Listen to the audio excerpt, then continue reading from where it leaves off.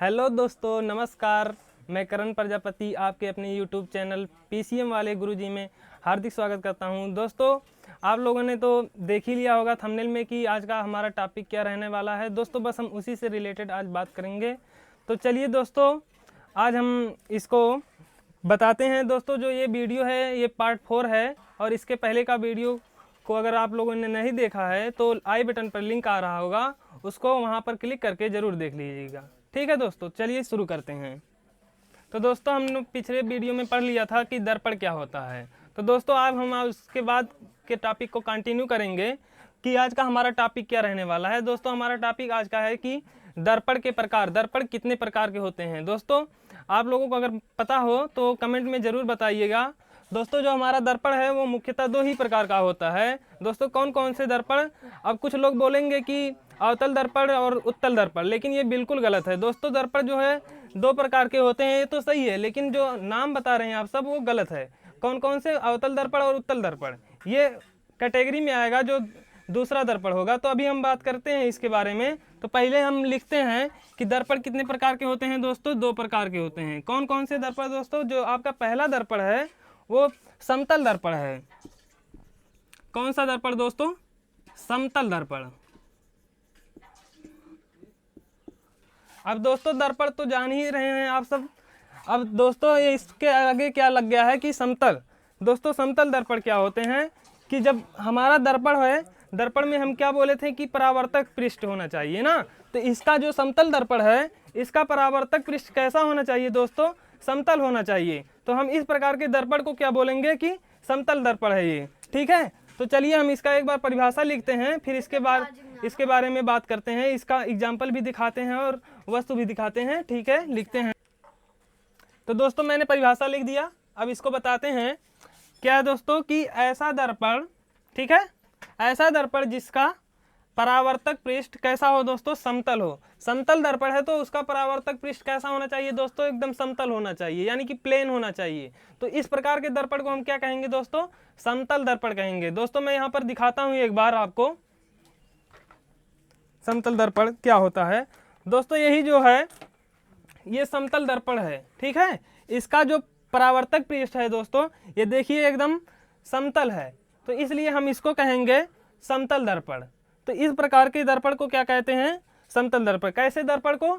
दर्पण के आगे सिर्फ आपका शब्द क्या जुड़ गया है? समतल दर्पण। ठीक है, तो दर्पण का तो परिभाषा आपको पता ही है। दर्पण क्या होता है कि जिसका परावर्तक पृष्ठ हो, ऐसे को हम क्या कहते हैं? वस्तु को दर्पण कहते हैं ना। तो उसी में परावर्तक पृष्ठ, दर्पण का, ऐसे दर्पण का परावर्तक पृष्ठ कैसा होना चाहिए? समतल होना चाहिए। तो ऐसे दर्पण को हम क्या कहेंगे?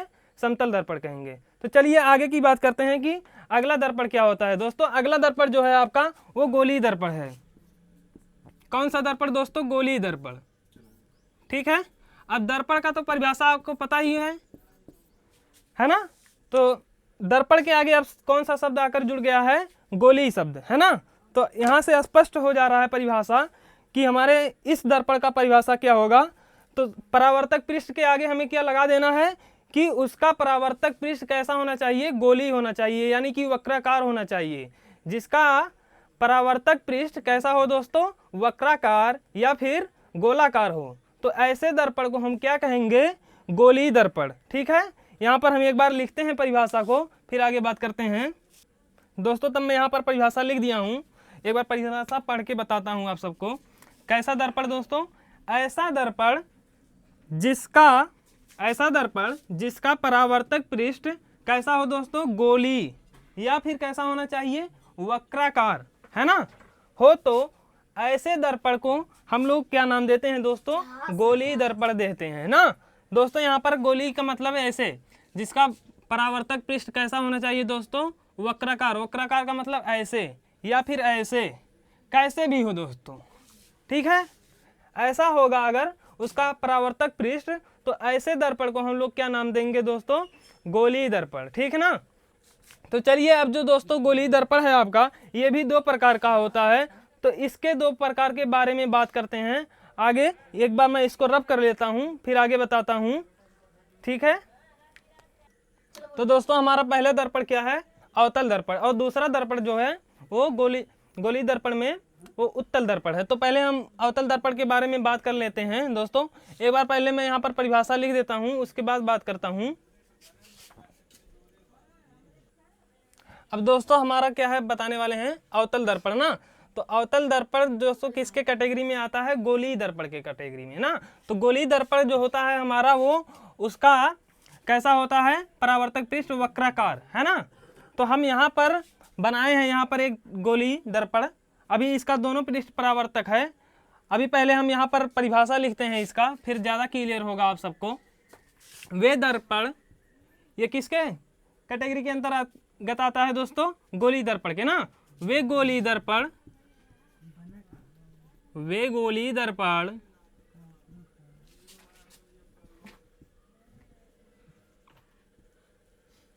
जिसका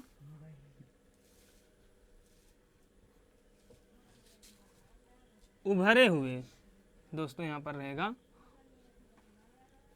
यहाँ पर के रहेगा, सॉरी, उसके उभरे हुए पृष्ठ पर क्या किया हो दोस्तों, यहाँ पर हम कलई करेंगे, ठीक है। तभी तो हमारा यहाँ पर परावर्तक पृष्ठ बनेगा। और परावर्तक पृष्ठ कौन सा बनेगा, दबा हुआ, है ना, यानी कि अंदर का भाग। तो इस प्रकार जो दर्पण बनेगा हमारा, वो दर्पण कौन सा कहलाएगा दोस्तों, अवतल दर्पण। तो यहाँ पर इसको हम कलई करके अभी हम इसको अवतल दर्पण बना देते हैं दोस्तों। देखिएगा बन गया आपका जो ये है अवतल दर्पण है। इसको हम नाम दे देते हैं अच्छा सा, ये हो गया आपका अवतल दर्पण।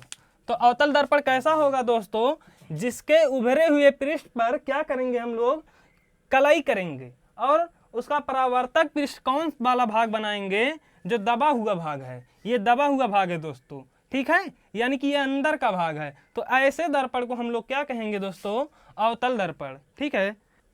दोस्तों कलई का मतलब कुछ लोग नहीं जानते होंगे। तो कलई का मतलब ये होता है कि उस पर रेड ऑक्साइड लगा दें, ठीक है। पारे अथवा चांदी का लेप करके उस पर किसका ऑक्साइड लगाएं, लाल ऑक्साइड, यानी कि रेड ऑक्साइड लगा दें, उसी को हम लोग कलई कहते हैं। तो जो दूसरा पृष्ठ होगा वो बन जाएगा हमारा परावर्तक पृष्ठ, है ना, समझ में आ गया। तो चलिए यहाँ पर परिभाषा इस इमेज को देखकर लिख सकते हैं, क्या है कि ऐसा गोलीय दर्पण जिसका नहीं, यहाँ पर जिसके उभरे हुए तल पर क्या किया हो दोस्तों, कलई किया हो, और उसका परावर्तक पृष्ठ कौन वाला भाग हो दोस्तों, दबा हुआ, यानी कि अंदर का भाग। तो इस प्रकार के दर्पण को हम लोग क्या कहेंगे दोस्तों, अवतल दर्पण कहेंगे, है ना। चलिए यहाँ पर कहाँ तक हुआ था, वे गोलीय दर्पण जिसके उभरे हुए पृष्ठ पर कलई किया हुआ हो। कलई का मतलब दोस्तों समझ में आ रहा है ना, कलई किया हुआ हो, कलई किया हुआ हो और तथा अंदर का भाग, अंदर का भाग परावर्तक पृष्ठ हो। परावर्तक पृष्ठ का मतलब दोस्तों है कि जिससे प्रकाश का परावर्तन हो सके। तो ऐसे दर्पण को हम लोग क्या नाम देते हैं दोस्तों,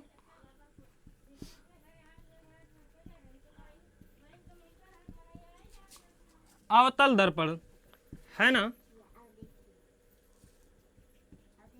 हो गया कंप्लीट।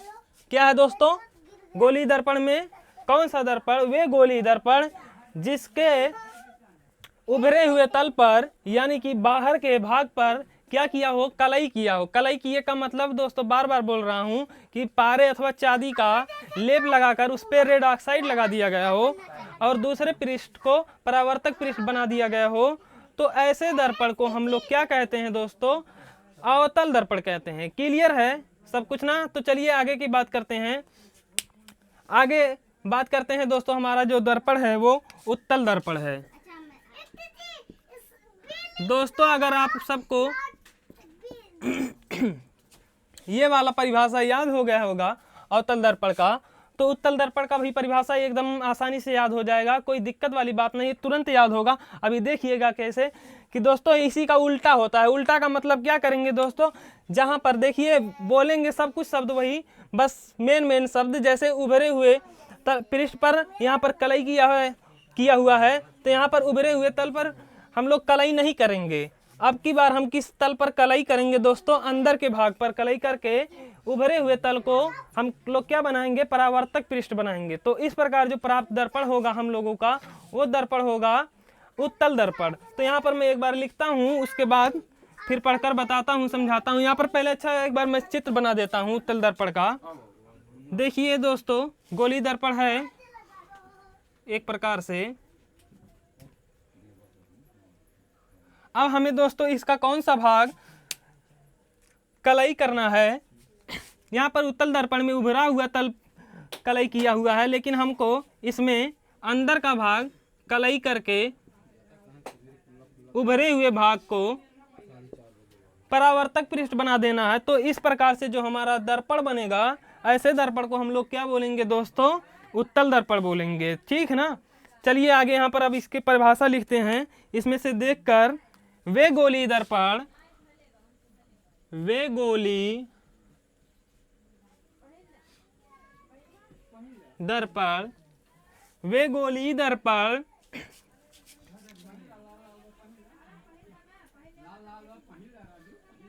जिसके अंदर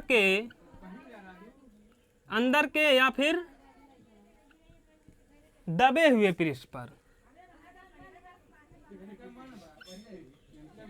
दबे हुए पृष्ठ पर कलई करके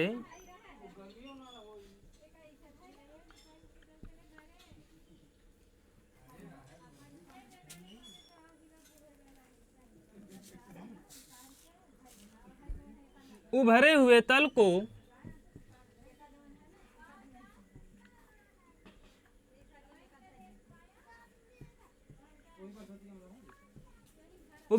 को कैसा बनाए दोस्तों? परावर्तक पृष्ठ बनाएं।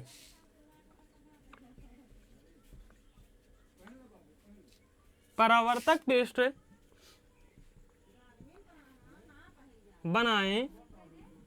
तो इस प्रकार हमारा जो प्राप्त दर्पण होगा उसको हम लोग क्या नाम देंगे दोस्तों? उत्तल दर्पण देंगे।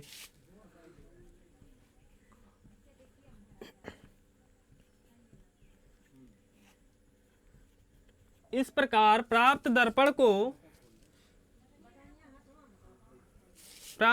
को क्या नाम देते हैं दोस्तों? उत्तल दर्पण।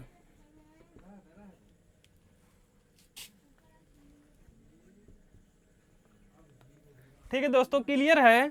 क्या है कि वे गोली दर्पण जिसके अंदर के पृष्ठ को कलई करके उभरे हुए पृष्ठ को हम लोग कैसा बना दें? परावर्तक पृष्ठ बना दें। तो इस प्रकार से हमें जो दर्पण प्राप्त होगा, उस प्रकार के दर्पण को हम लोग क्या नाम देंगे? उत्तल दर्पण देंगे। ठीक है, आगे के टॉपिक को हम अगले वीडियो में पढ़ाएंगे। तब तक के लिए दोस्तों धन्यवाद। तो अगर वीडियो अच्छा लगा हो तो इसको लाइक, शेयर एंड सब्सक्राइब जरूर करिएगा।